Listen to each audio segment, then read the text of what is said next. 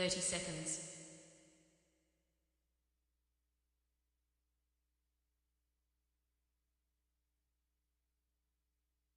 20 seconds.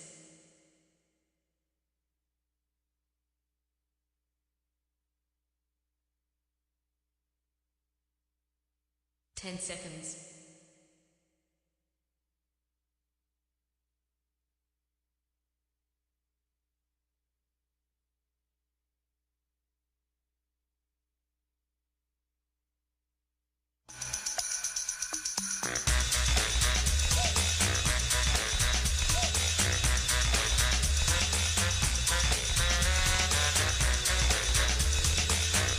Hi, My name's J.C. McCauley. I'm Naisha McCauley, and you're watching AccessTV.org.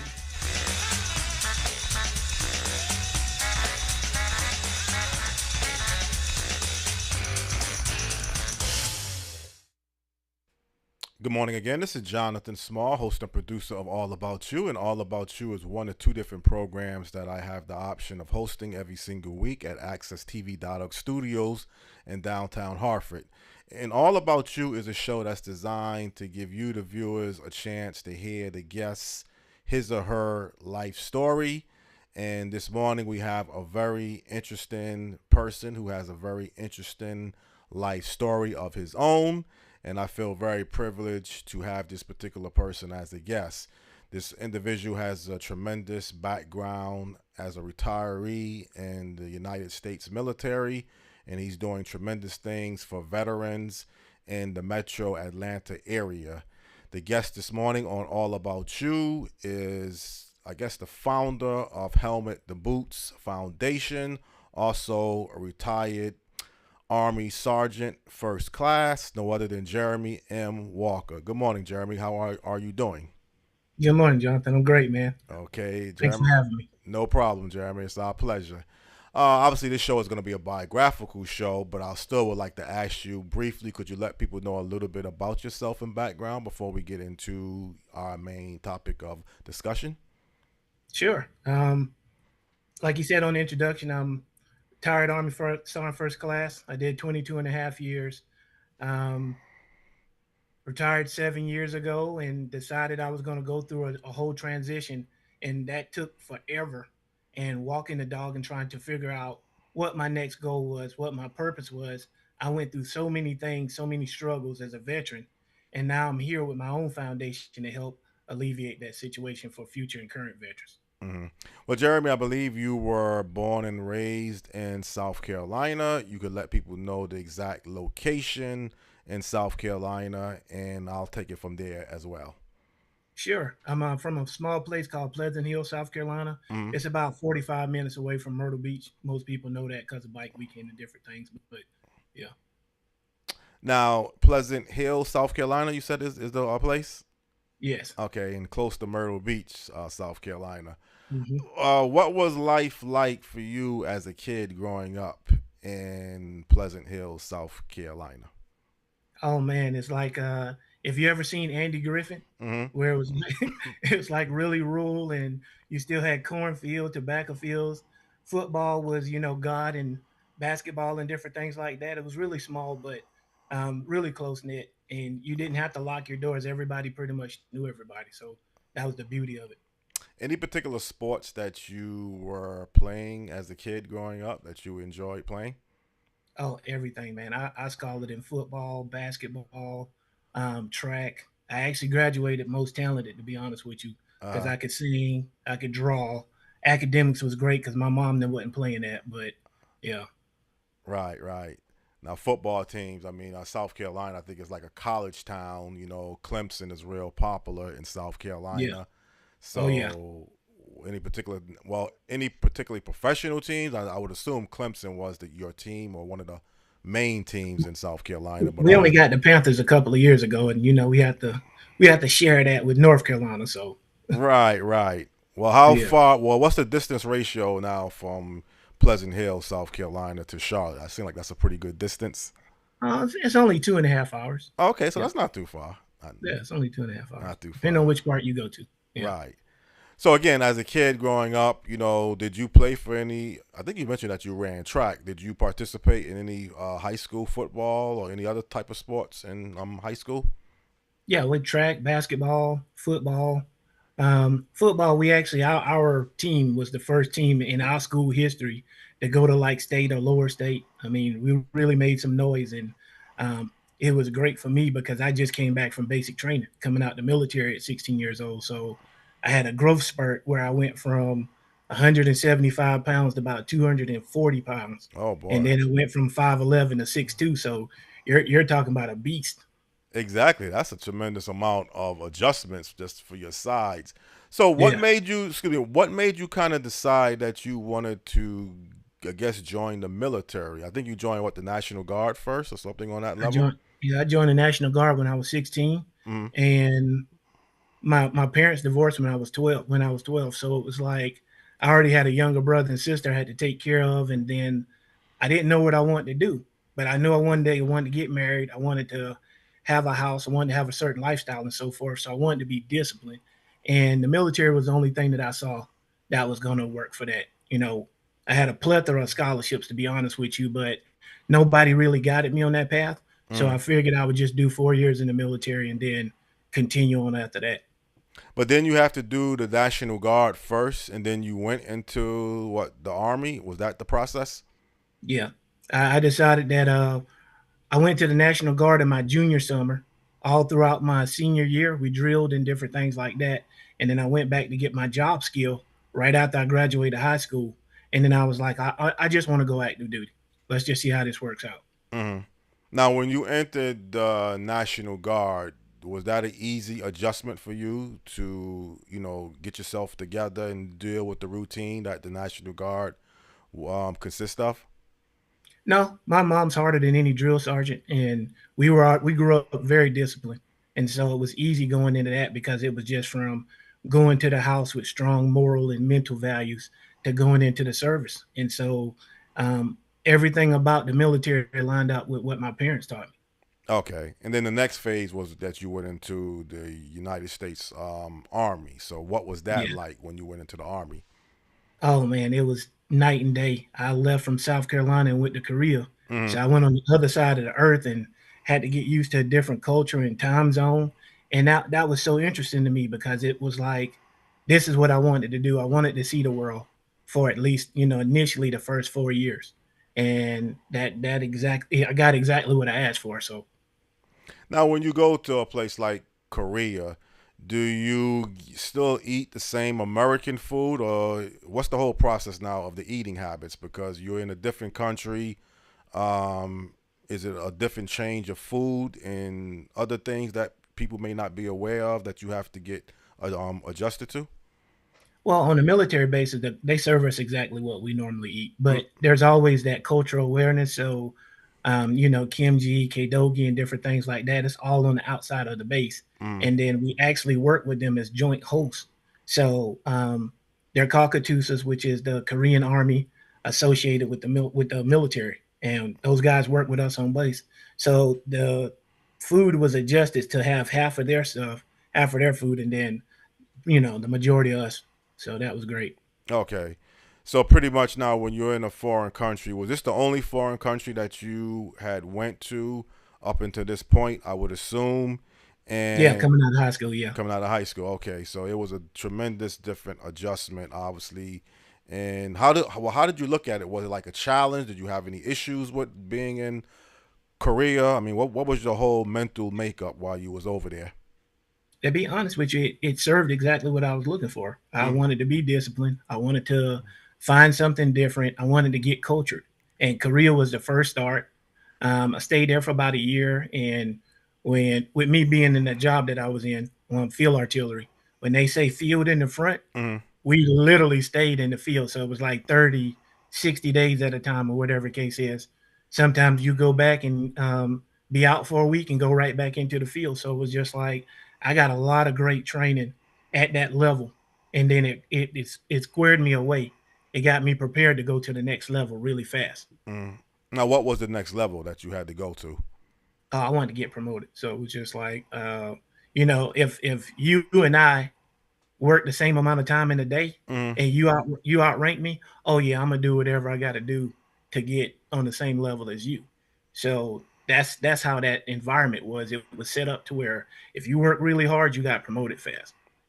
Is the army or the military like sometimes what people see on television? Like I don't know if you remember the movie The Officer and the Gentleman, Yeah. where Richard Gere and Lou Gossett Jr. and I guess Lou Gossett Jr. was really hard on him, and he was trying to test him, Hmm. and at some point, he just refused to break his will. And did you have any issues? I'm gonna ask you: is there any similarities to what sometimes people see on television about the military? Yeah, I mean, a lot of these movies are derived from what we do in the military. Some of them just take the storyline and make it extreme, Mm, or they take somebody's history, because if you look at the Vietnam era to now, mm, it's a whole different ball game. Those guys used to run in boots, we run in sneakers. You know what I'm okay. saying? Or we used to have black boots, spit shine to a T. Now they got more like a sneaker like deal or whatever the case was. And so the progress of the military has gotten better to take care of the soldier for us to last longer. Then equal opportunity came up. Before there was a sexual harassment environment, and now we have different policies and procedures and so forth to present that. So yeah, I mean, when you look at that time of that movie, it probably was part of the culture, or it was somebody that their personal experience. But that's a lot of these movies are derived from what we do. But what's the basic routine? I mean, what time do you have to get up in the military? What's your work schedule like in the military? What the things that you can and can't do, just to give people like an idea of what the U.S. military really consists of. Oh, so the joke of the day is we do more before 8 a.m. than most people do every day. Uh, That is a true statement. that's a true Literally, statement. you're up about 5. You're exercising and so forth about an hour and a half, depending on where you're at. You come back, you eat breakfast, you wash. You're at work for I'd say to about maybe between 9 to 11:30. Uh, Then you go and eat and so forth, and you're back at work. And then depending on your position, like if you're a senior, your day doesn't end around 4:30. Your junior people do, but if you're a senior, you're typically going to be there for a little while longer, maybe around 6 or 7 o'clock. and is this Monday through Friday, and you have the weekends off, like a job? It depends on the branch of service, because with the reserves, a lot of them train the reserves and National Guard. They do stuff on the weekends. Mm. The active duty, yeah, we typically go Monday through Friday, but when you hit the deployment, there is no weekends. Jeremy, does the majority of the people cut it in the military, or do you have some people who just decide that they don't want to deal with being told what to do, when to do, and is there any frictions now? Because I can't assume that you think you're going to get over on your higher rank officer. So, like, if somebody come and decides that he doesn't want to do this or he doesn't want to do that, what actually happens to that individual? Yeah, it's just like every other organization. I mean, we have rules and regulations in addition to state and federal laws. It's Mm, called a Universal Code of Military Justice. mm, So we have a lot of different things that are specific to the military that helps keep discipline and order. So for those guys and gals that don't want to fall in line or whatever case is, there's corrective action. So with that part, I really miss that about the military in reference to certain jobs, mm, because in certain states, you're a no fault state. You can get fired for messing up. What we do is we take that situation and turn it into a learning experience, and you retrain them, and then you give them so many chances to get the situation taken care of. One, by letting them correct themselves. Two, by offering advice and counsel. And then three, now you have to take full control over the situation. So in theory, you have a three-strike rule for mm, the most part when it comes to making a mistake. But you got to remember also, you do have people, sons and daughters, that join the military, mm. and they're 18, just like me. I was 16 years old. So I need that grace and I need that leadership so I can learn from somebody. So sometimes you learn through correction. Now, when you was able to be moved up to the ranks of a sergeant, what was the whole process? how you was able to get moved up into the ranks, and then when you was able to move up to become a sergeant, what was your role now differently than it was when you first entered the Army? Yeah. So when you first come in, you're lower enlisted, and it's a process. It's like every so many months that you're going to get the next rank automatic, Mm. and then for a sergeant, once you reach a minimum of like 2 years, you go in front of a promotion board, which shows your work ethic, it shows your volunteerism, it shows your education, and so forth, and then you get evaluated in front of your peers, and you have to go in front of a promotion board and study everything about the military that you can possibly learn, and then answer the question in front of the senior leadership.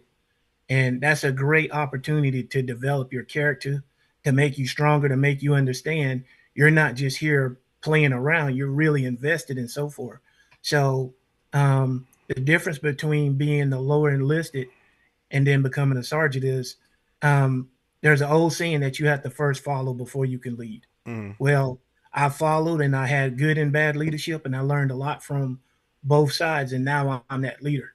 So, when given that same situation, from my history and from my background and learning the regulations and so forth for myself, now I can make a better decision, or I can do the same thing, or I could correct something that was done, that was wrong previously. Right. Okay. So now, when you spent 22 and a half years in the I guess in the U.S. military sergeant, I mean, well, the U.S. Army. Hmm.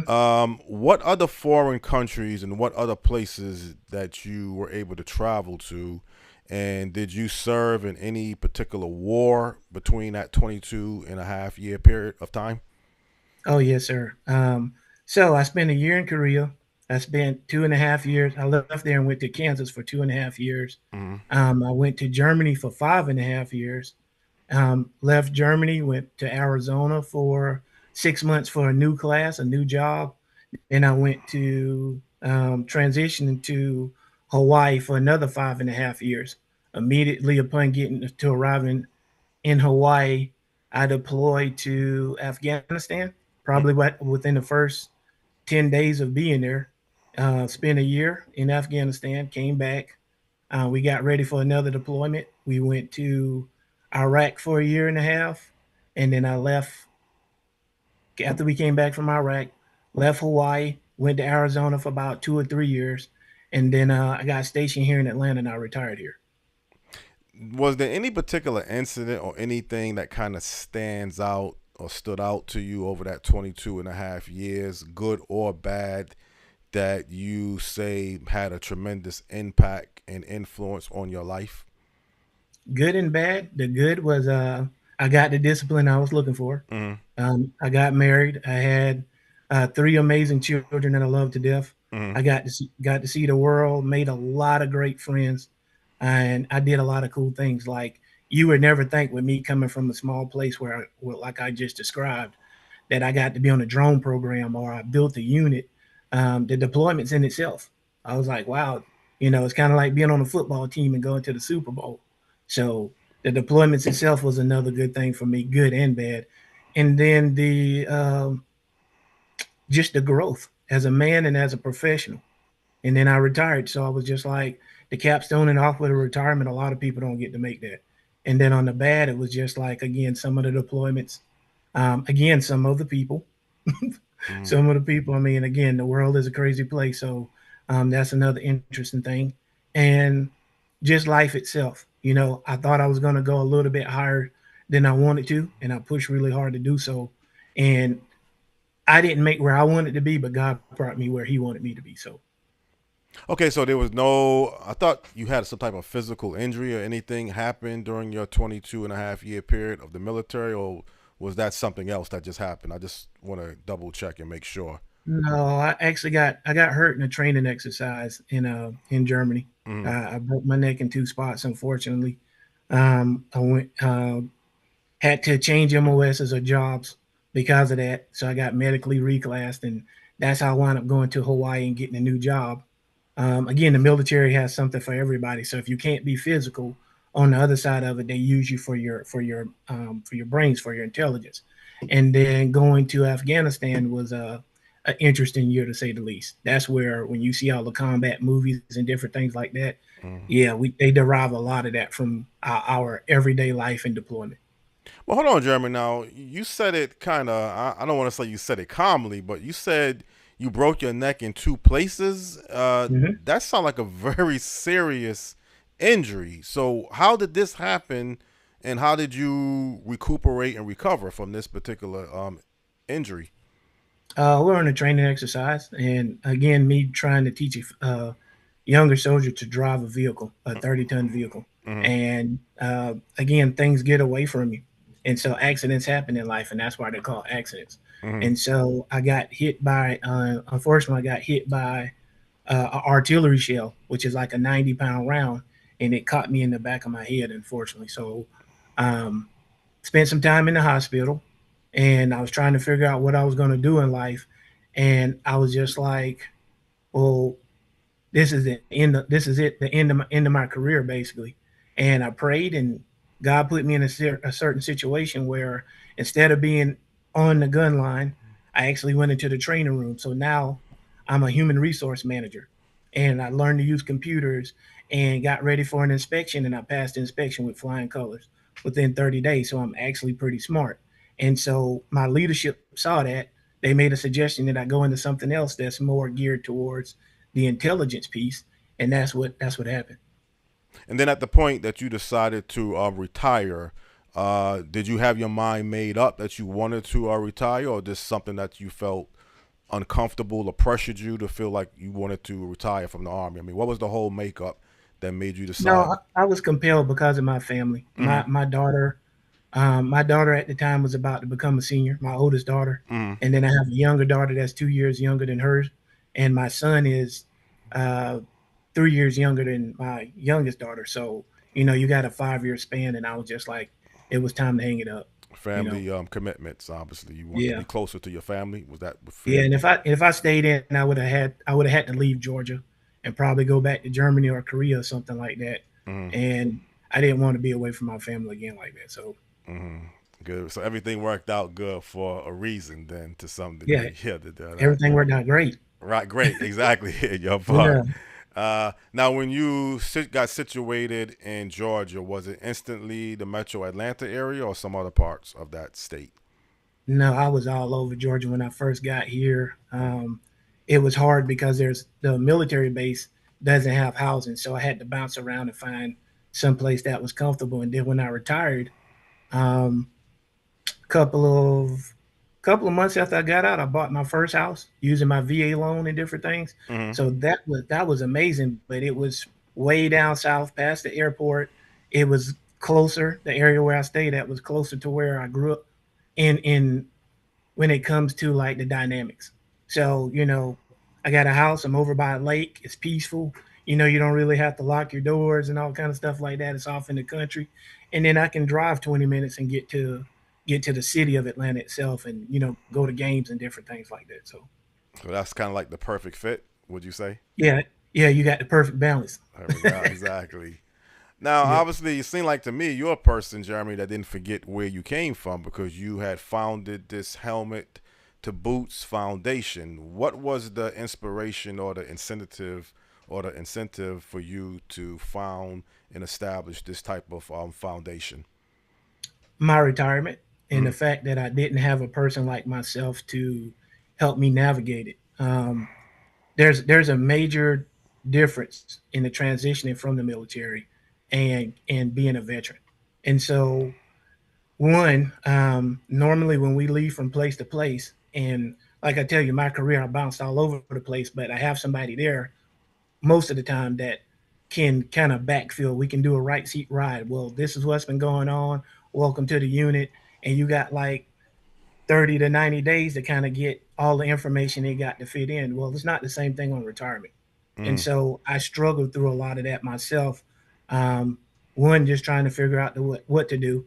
I took a job up in Virginia as a government contractor, even though I bought my house here in Georgia.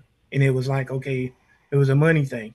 Then when I got back to Georgia, I was like, I'm kind of cool with that.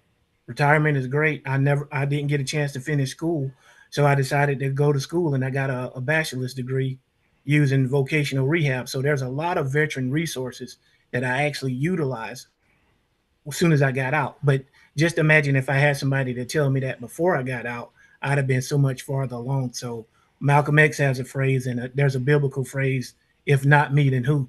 So Mm. I just decided I would take that mantle and run with it. Now, Helmet the Boots Foundation, this is a type of organization that you had established. What exactly is this role and purpose that it's designed to do?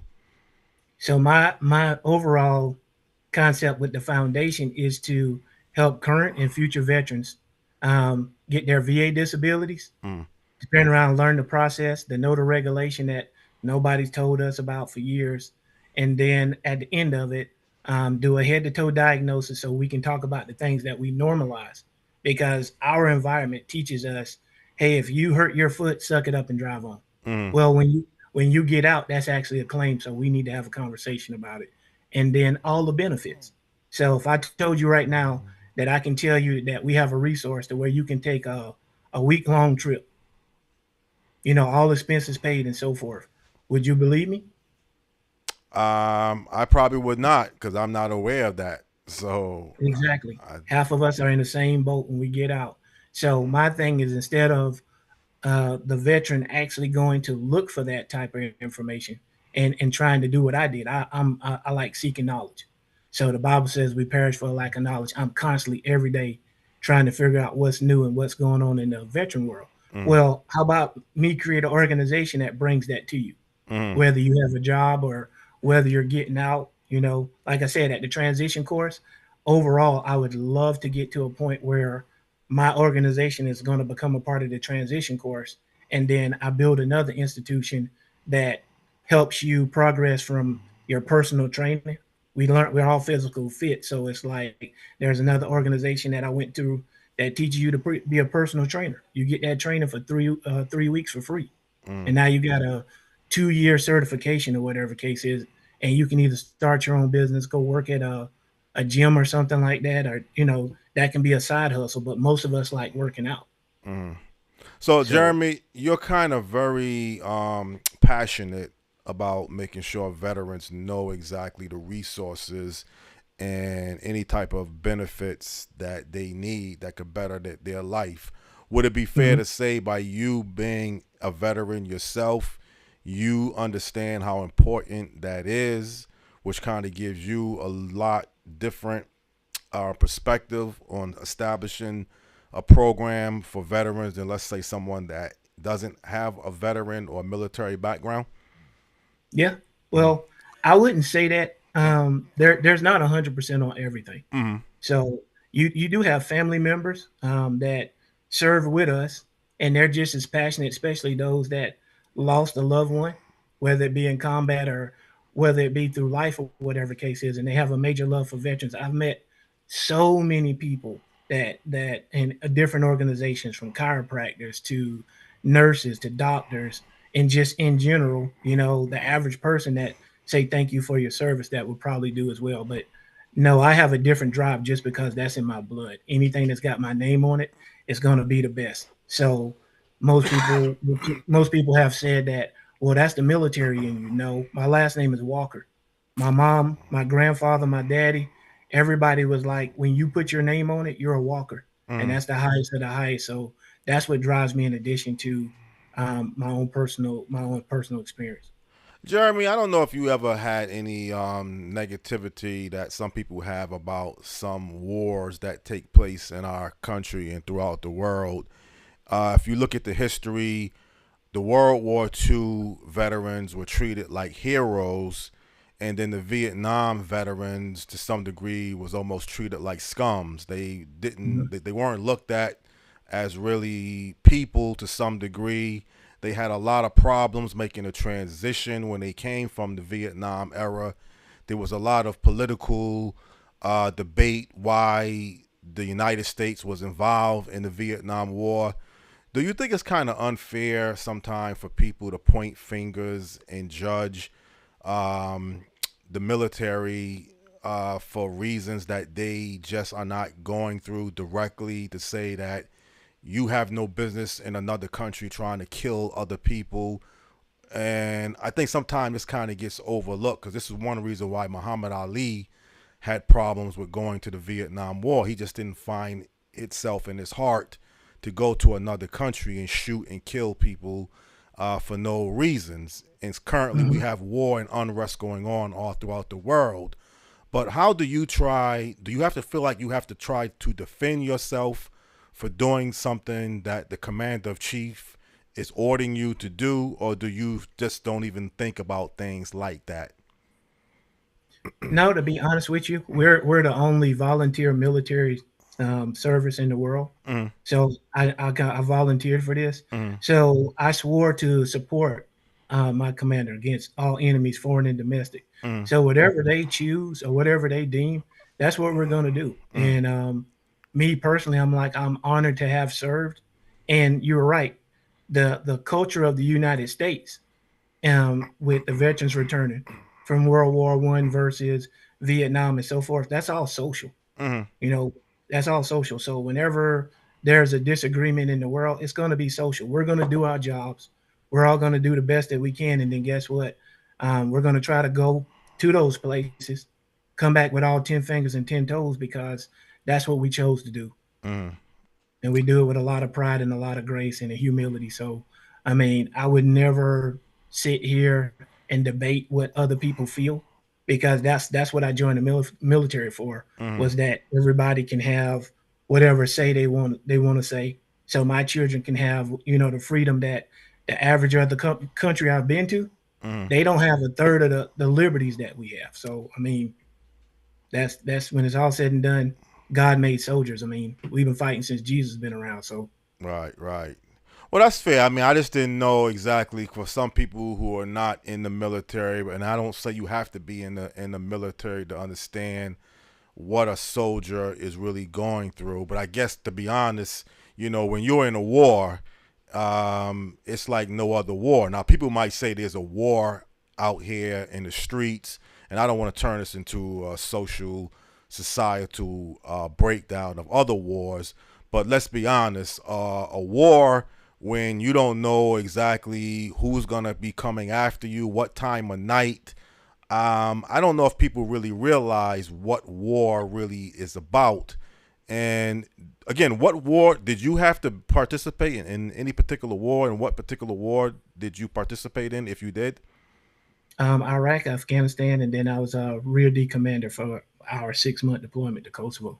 So I Okay. had to deal with the families and equipment and so forth, and take care of the guys for it. But yeah, you're right about that. When you're in a situation like that, and you don't, every day you have to pray to God that today is not your day, that He don't call your number, you know.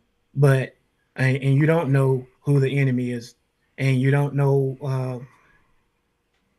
My experiences with the deployments was I was just there to do great things, you know, regardless of what the social outcome is. I was there in Afghanistan for the first elections. You Right. know, we went around every day trying to find out if people need water in wells and schools and so forth. That the girls had to have one school because of the Muslim religion, and then the males had to have another school. We didn't care. We were just there to try to make improvements. Why? Because that was basically a third world country that didn't have anything. So if you can bring peace and order across the world, and you can make allies instead of enemies, the likelihood of war is like, and it's not going to be inevitable, because there's always going to be somebody you can't please the whole entire world. But you would do a whole lot better when you make more friends than you do enemies. Right.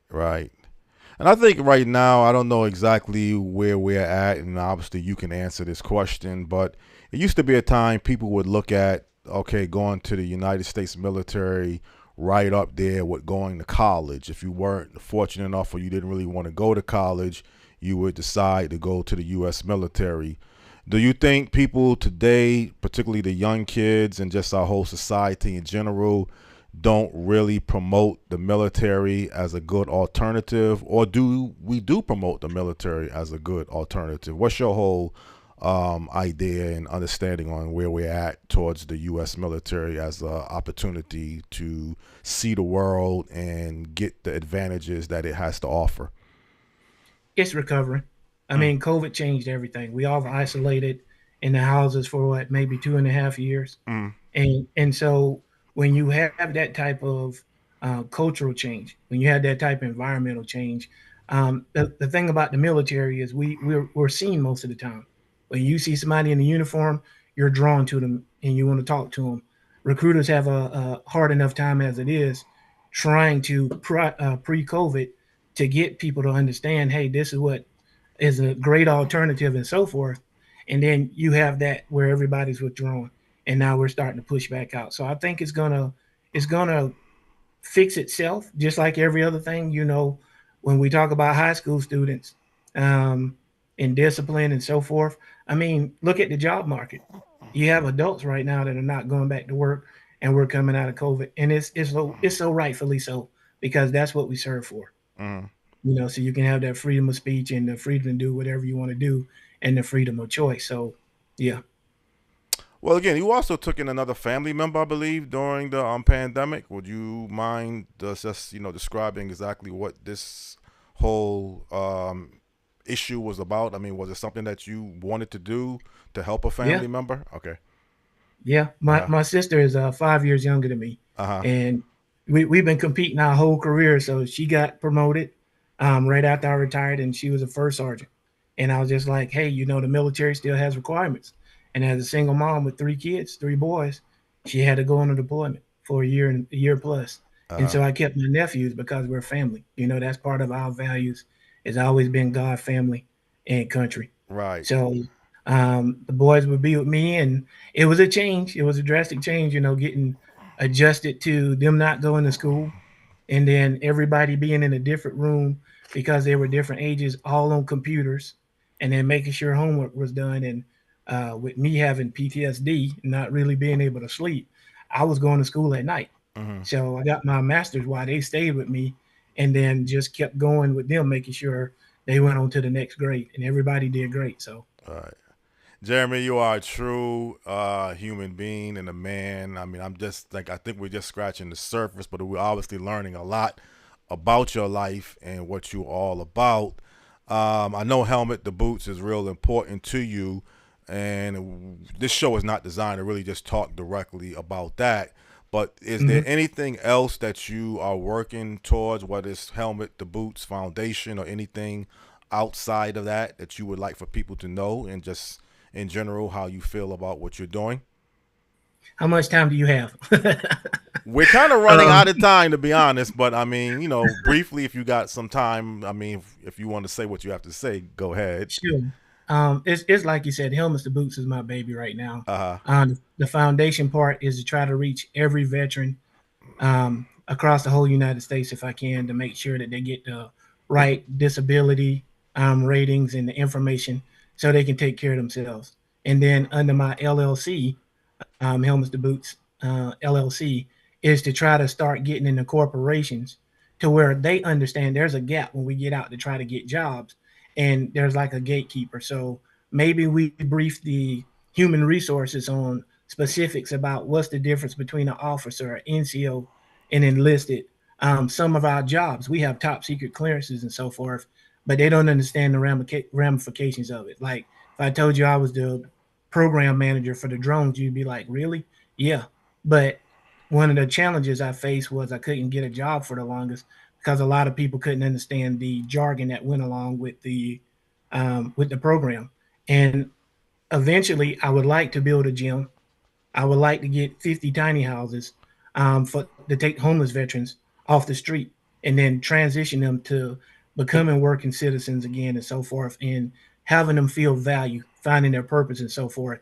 And overall, if I can get two trucks, because most of us are used to driving big vehicles, starting a trucking company that caters to veterans and so forth, because that's an easier transition most of the time, and helping them get their licenses. So there's a huge gamut that's going on with helmets to boots and Jeremy Walker, and I just want to do whatever I can do to make this world a better place, especially with the veteran community, because through this organization I still serve. Okay. So it seems like to me, really, Helmet the Boots Foundation is one of your number one priorities towards giving back to our society. I know you put God and your family first, But just on the outside level beyond that, would it be fair to say that this is what's really driving you and this is what you're really consumed with, probably more than any other organizationary activities? So, Jonathan, you hit it on the head. Like, what made me go into the military when I was 16? Mm, It was to get discipline and find purpose. mm, And the military is easy. They easily do that. When Navy, Marines, Army, Air Force, it gives us a purpose when we put the uniform on. But when you leave, you find it hard sometimes to continue that. So, helmets to boots to me is what I feel God is giving me as my purpose because I've gone to school. I've got a bachelor's, a master's, working on project management and so forth. But I've helped over 180 something veterans to this day. And that's just in general conversation. mm. So sometimes the joke is, they say, tell God what it is that you want to do and watch him laugh. And that's what I've been doing for the last 7 years was like, I'm constantly pursuing, corporate America and so forth. But on the back end, I just help veterans. And it's like second nature to me. So I'm walking in purpose. Well, Jeremy, I can't think of no better way to end this particular segment. I mean, you have a tremendous life story. You brought a lot of things I thought that people should be aware of about what it's like being a veteran and what you have been through and what you're currently working towards. But again, as I ask every particular guest towards the end of every particular show, if there's any last words or any things that you would like for people to know or that you would like to express, feel free to do so. Um, I would really like for us to look at this world that we live in. I'm very spiritual, so I know we're in the end of the days, but I would just love for us to all come together and do the best we can before Jesus comes back. Just love each other the way that God loves us. Uh, can't top that, Jeremy. Definitely, man. I give you an A rating. I mean, I really appreciate you being available under short notice. And I mean, it was just a pleasure to interview you, learn something about your life, learn something about the U.S. Military, learn something about what veterans are going through. And it was just a tremendous honor to actually interview not just a veteran who served our country, but a great human being on top of that, probably more important than anything else. And I really appreciate you being a guest this morning on All About You. Thank you so much for having me too. You're welcome. It was our pleasure. Okay, this is Jonathan Small. I had just enjoyed hosting this edition of All About You with special guests, retired United States Army veteran Jeremy M. Walker. He's also the founder of the Helmet to Boots Foundation based out of the Metro Atlanta or Atlanta, Georgia area. And I think this was a very inspirational, enlightening particular program. And I definitely wish Jeremy the best of luck. As I say every single week, I try to keep every show balanced. I pretty much have a face-to-face show booked for next week. Anything could always happen, but just going to finalize a few things today. And like I say to also the people out there for every single week, for people out there, you have a very blessed day and keep the faith. Thank you.